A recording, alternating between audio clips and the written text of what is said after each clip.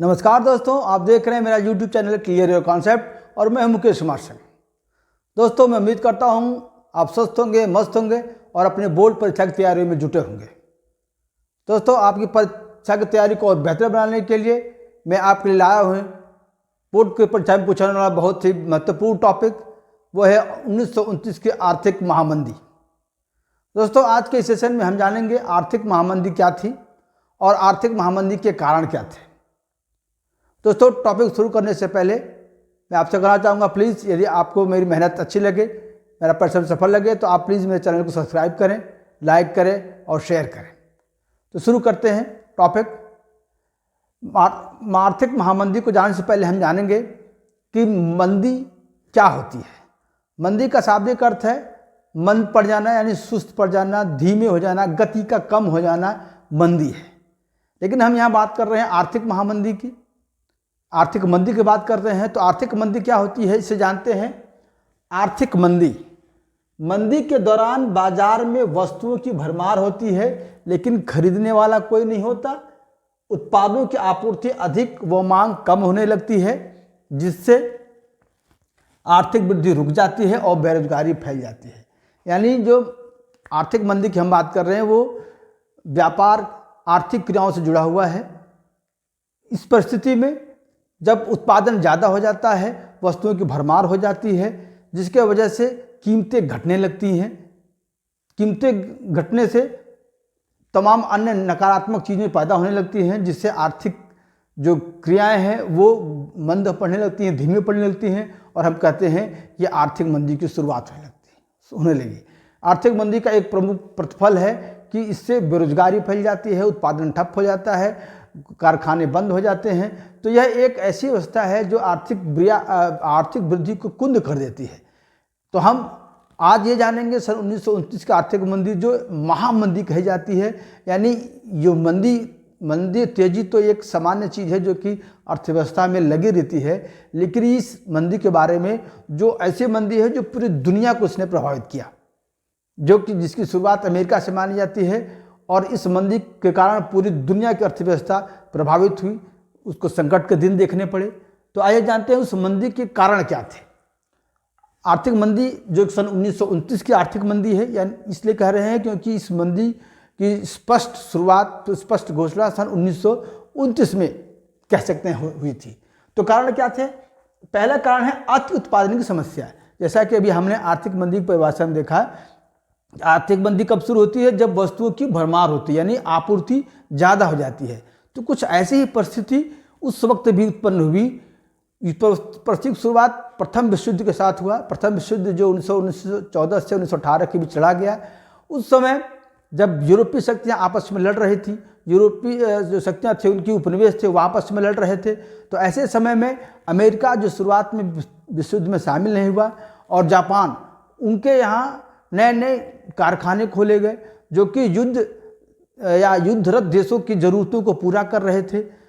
और जब तक युद्ध चलता रहा उनके जो उत्पाद थे वो उनकी सप्लाई होती रही, पूर्ति होती रही, उनकी मांग थी। लेकिन जैसे ही विश्व युद्ध समाप्त हुआ उनकी मांग घटने लगी, जबकि जो कारखाने थे वो अपना उत्पादन उसी मात्रा में करते रहे, जिसके वजह से मार्केट में, बाजार में वस्तुओं की भरमार हो गई।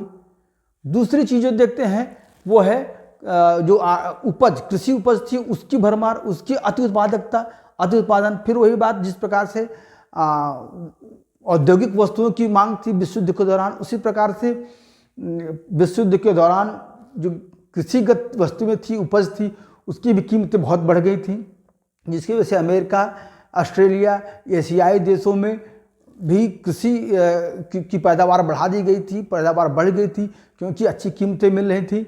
और जैसे ही युद्ध की समाप्ति हुई, कीमतें जो है नीचे जाने लगी अनाजों की।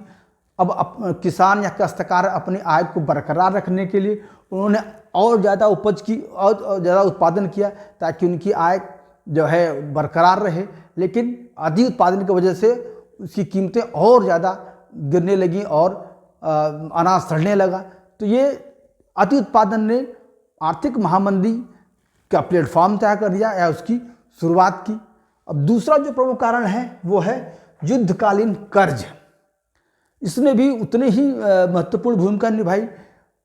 प्रथम विश्व युद्ध के दौरान अमेरिका शुरुआत में विश्व युद्ध में शामिल हुआ नहीं, लेकिन वो यूरोपीय देशों को लगातार कर्ज देता रहा। यहाँ तक कि प्रथम विश्व युद्ध से पहले ब्रिटेन, जो दुनिया का सबसे शक्तिशाली देश था, ताकतवर देश था, वो भी अमेरिकी कर्जे के नीचे डर के रह गया। लेकिन युद्ध समाप्ति के बाद बीते सालों में जब अमेरिकी उद्यमियों को मंदी, जो अति उत्पादन की समस्या थी, उससे जब उनको उद्यमियों को आहट हो गई कि भाई मंदी की समस्या उत्पन्न होने वाली है, तो उन्होंने सरकार ने जो है, अमेरिकी सरकार ने घोषणा की कि वो अब यूरोपीय देशों को कर्ज नहीं देंगे, जिसके वजह से यूरोपीय देशों में उनकी जो बैंकिंग व्यवस्था थी बिल्कुल चरमरा गई। उनकी जो मुद्रा था उसकी कीमत अत्यंत नीचे चली गई। बहुत ज़्यादा पैसे देने पर भी बहुत कम वस्तुएं उनको प्राप्त हो रही थी, क्योंकि वैसे युद्ध के बाद जो यूरोपीय देश थे उनकी हालत बिल्कुल खस्ता थी। तो अति युद्धकालीन कर्जे ने यूरोपीय अन्य देशों में, और स्वयं चूँकि ये जो कदम उठाया गया कर्जे न देंगे, उसका कारण ये था कि अमेरिका में स्वयं कीमतें तेज़ी से नीचे गिर रही थी। उसका कारण ये था कि अति उत्पादन सबसे पहले तो वही था, इसलिए उन्हें ऐसा उसने कदम उठाया, जिसके वजह से पूरे यूरोप में मुद्रा का अवमूल्यन, यूरोप ही नहीं बल्कि दुनिया के सारे देशों में मुद्रा का अवमूल्यन शुरू हो गया। तीसरी जो प्रमुख स्पष्ट घोषणा थी आर्थिक महामंदी की, वो हुई अमेरिकी शेयर बाजार में गिरावट। वो दिन था 23 अक्टूबर 1929। इसी 1929 साल के ही नाम पर हम इस महामंदी को 1929 की महामंदी कहते हैं। अक्सर ये प्रश्न पूछा जाता है बहुविकल्पी प्रश्न के तौर पर भी कि महामंदी कब हुई थी, तो वो 1929। तो 23 अक्टूबर 1929 के दिन अमेरिकी शेयर बाजार में अमेरिकी शेयरों की कीमत 50 अरब डॉलर तक घट गई, की कीमत के बराबर घट गई, और अमेरिकी व्यवस्था में कोहराम मच गया।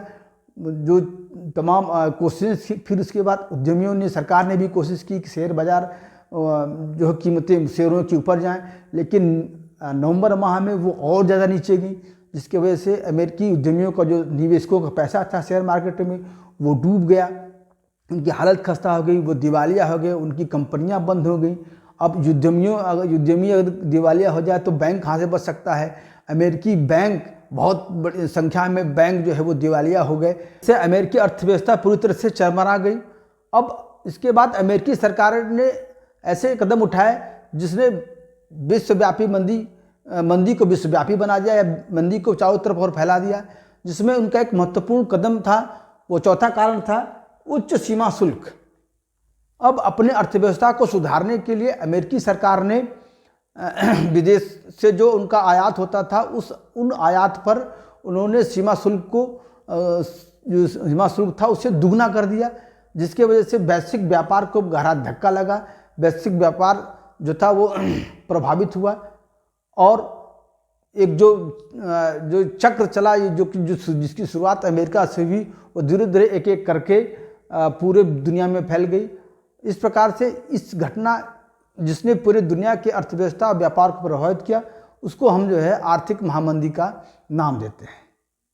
तो दोस्तों, ये 4 कारण रहे आर्थिक महामंदी के। दोस्तों, यदि आपको मेरा वीडियो पसंद आया हो तो प्लीज़ मेरे चैनल को सब्सक्राइब करिए, लाइक करिए और शेयर करिए। दोस्तों, इसके बाद दूसरे सेशन में मैं आर्थिक महामंदी के परिणाम और प्रभावों की चर्चा करूंगा। फिर इसी टॉपिक के तीसरे सीरीज में मैं आर्थिक महामंदी का भारत पर जो प्रभाव पड़ा उससे आपके साथ साझा करूंगा, उसके साथ आपके साथ चर्चा करूंगा। तो दोस्तों, दूसरे कड़ी के साथ आप साथ फिर मिलेंगे। तब तक के लिए नमस्कार।